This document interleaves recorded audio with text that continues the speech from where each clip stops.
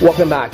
Keeping our focus on the National Assembly, the comments from the former president and about corruption in the National Assembly and how we should proceed with this one. About the constituency projects, I also did have one of the members who, perhaps we'll come to that in a moment, wanted to just listen to the current perspective, because while we had Senator Arisha here a while ago, he said yes, at the time that used to be the case. They take contractors there, but he thinks that that has changed, or that it should change, such that the MDAs this time are the ones who will then bring in the contractors who will execute those projects.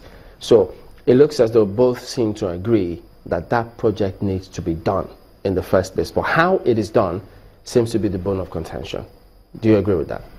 I agree with it. As I said, when it is appropriated that a constituency allowance be paid to a legislator, it is the executive by law that is empowered to undertake to do that constituency project.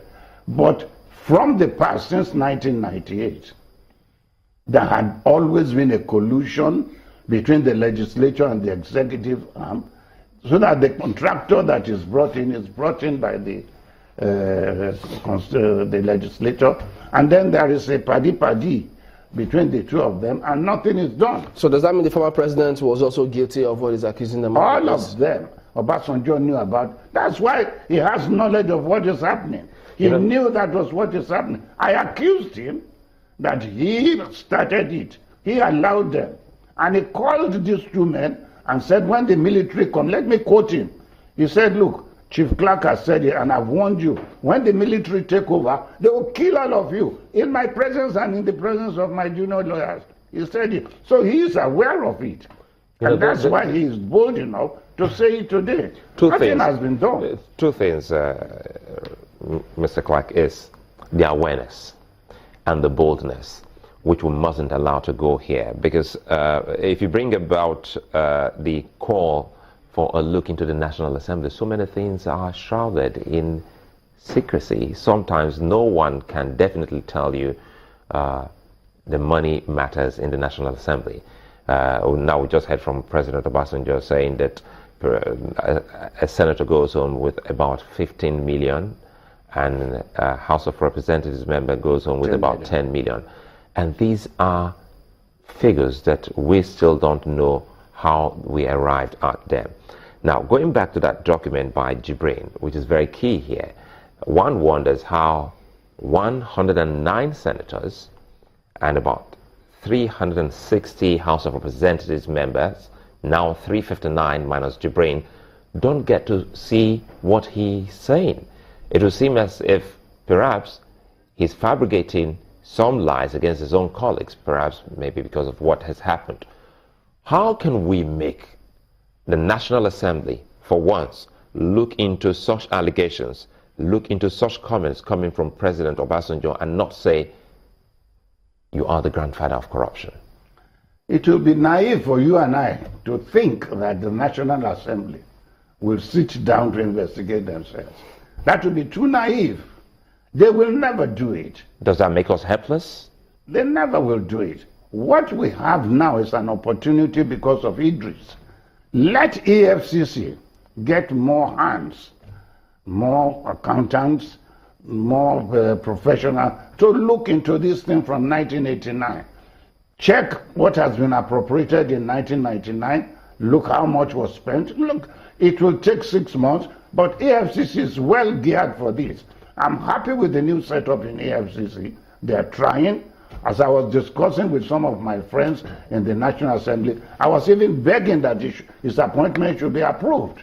So what should they do in this case? Sorry, Chamberlain. What should they do in this case? Because I also recall the last time you were here, truly, you said something about prosecutors, which they've not been using before now. Yeah, they've changed. You also said with respect, you also you're not gifted with that, but any good prosecutor that comes in definitely will nail the case and get what we really need as a nation.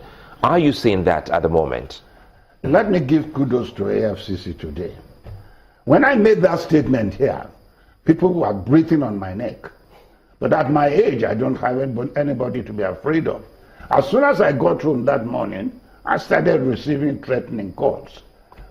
But at my age, I don't feel, I should be kowtowed. But today, I've seen a difference. My advice, the Attorney General called a meeting of all the Attorney Generals, as I said. They set up a committee of good prosecutors. The EFCC changed its attitude. You don't lock people up for 6 weeks before you take them to court. Now, they do the investigation. They take them to court within 2 days, just like they did to Fanika in the second case. They only locked them up for 2 days. That is good sign that they are following due process, and they are capable of continuing to do the good work. I am sure in my mind that if they hire good technical hands, accountants, and auditors, they can do this auditing from 1989 of these allowances that were paid for constituency projects. Well, it's amazing how desperate they can be. They threaten you too. Wow. But let's hear what Honorable Namdas, we've been citing some of what he said. Let's listen to a little more of what he said earlier.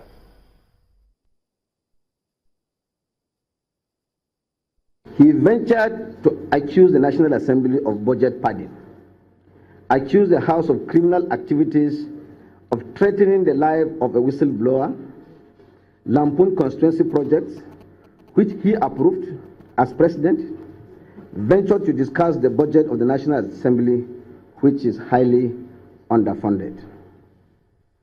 The House of Representatives will ordinarily not join issues with the former president, as he has held an office that deserves respect and reverence.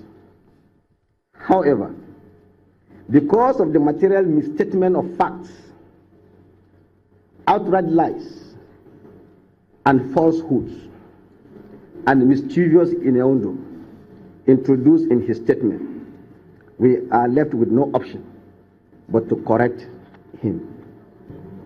We have repeatedly maintained that there was no padding of 2016 Appropriation Act, which is a legitimate document passed by the National Assembly and assented to by Mr. President. It is also unbecoming of a former president to quote figures of sums of money that are factually incorrect. No member of House of Representatives received 10 million every month.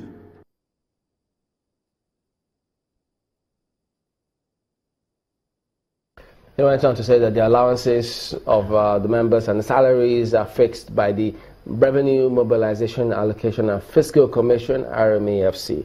So, does the ball fall in the courts of the RMAFC? In the light of all of this, why can't they publish what's approved? By the doctrine of separation of powers, nobody can force them to publish. Nobody. Not even the members of the public, who they say they represent? How are you going to enforce them? You take them to court. And as I said, there is now an opportunity given to us in a platter of gold by Idris. Why not do that? Who is going to ask them to come and tell them how they spend their money? The system is bad.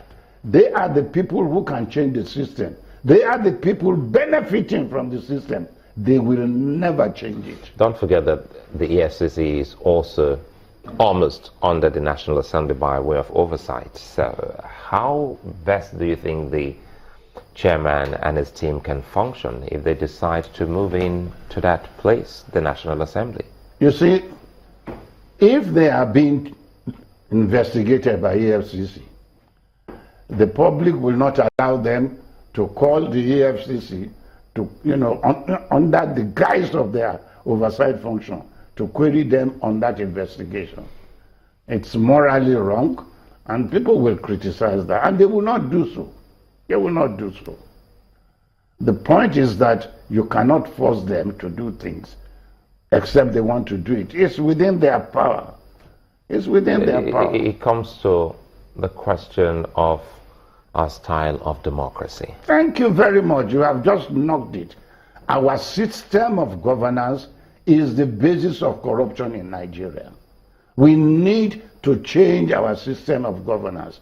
A system of governance that allows one arm of the system to be above board is not good for this country. We need a parliamentary system. It reduces cost. A man who wants to be governor today has to go and look for money.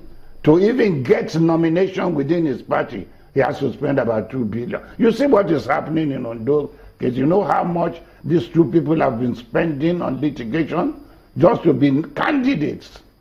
When they get there, they must have gotten money to pay lawyers. They have gotten money to do this. They will want to refund it.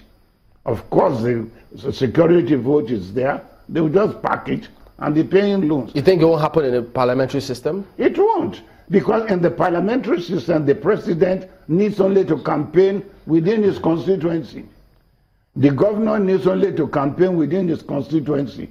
It is when they get to the House that an election of the House will make them president or governor, so that canvassing the whole territory and spending money will be reduced. And they are accountable to the legislature. Ministers will be from members of the House and will be accountable to the legislature. Not now that a minister is appointed by Mr. President and he doesn't care. It's the president who can remove him or sack him.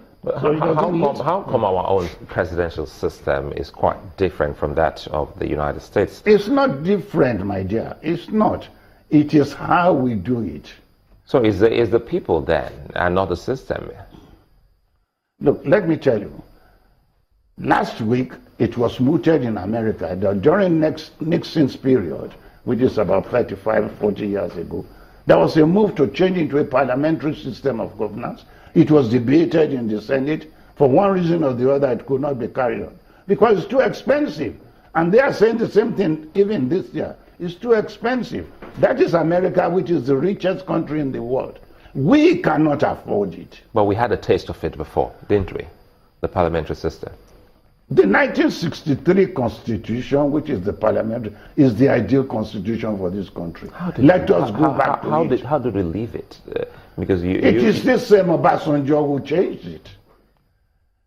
When he called the Constitutional Conference when he was head of state, and I can assure you, the Constitutional Conference headed by Chief Rotimi Williams never asked for a presidential system. It was this same Obasanjo that recommended Nigeria to have a presidential system. And we are suffering from it today. We are suffering from it today. Because we've seen... He meant well for the country, let us be honest. But how easy or difficult is it for us to revert to that system? Okay, let me put it this way. I am not a seer, and God has not given me that gift. But I am saying with all emphasis at my command that seeing what is happening within the political party system today, the APC is going to crumble.